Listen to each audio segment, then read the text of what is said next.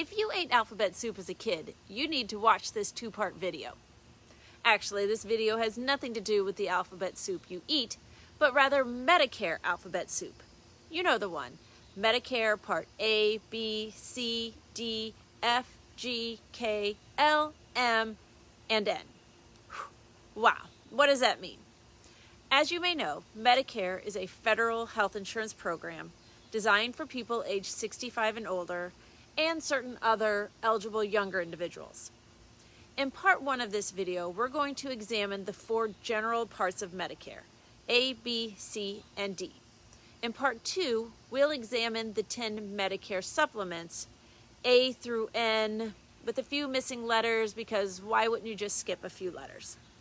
It seems confusing, and it is a little bit, but it's important to have at least a general understanding. The initial enrollment period for Medicare lasts 7 months. 3 months before the month you turn 65, the month you turn 65, and 3 months after. That's important to know because there could be financial ramifications for waiting or not enrolling.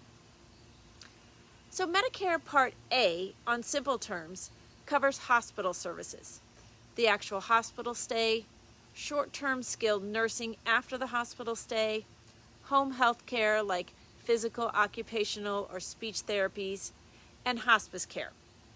Most people get Part A without paying a premium. 2 important things to know about Part A. Number 1, it does not cover all of your expenses. In general, it covers 80%, and there is no cap on that remaining 20%. Number 2, it's meant for inpatient care. It does not cover assisted living or long-term care. Part B, this is for medical services such as doctor visits, tests, outpatient services, and durable medical equipment, to give you a few examples. You do pay a premium for Part B. That can increase with your income, and also a deductible, a copay, and no cap.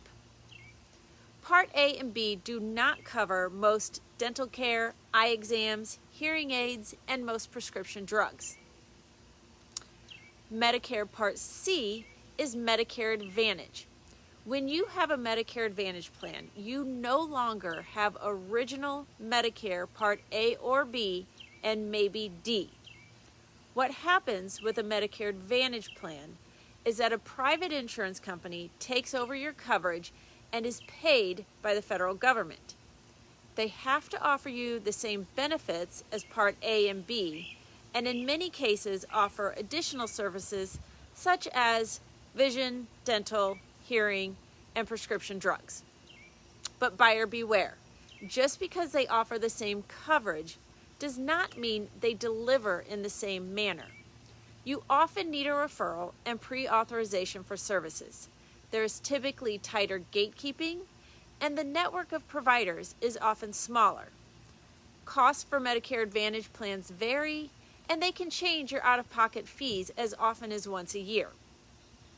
Finally, Part D is for prescription drugs and is offered through private insurance. Every Part D plan publishes a list of its covered drugs called a formulary. Costs will vary. Keep in mind, 1, you must have Part A and Part B coverage to enroll in Part D. 2, drug coverage is optional, but if you don't sign up for Part D when you first enroll in Medicare, you might pay penalties for joining later. And 3, if you get drug coverage through a Medicare Advantage plan, you do not need Part D coverage. That takes us through A, B, C, and D. Part 2 of this video will cover the rest of the Medicare alphabet, or as they are called, Medicare supplement plans or Medigap.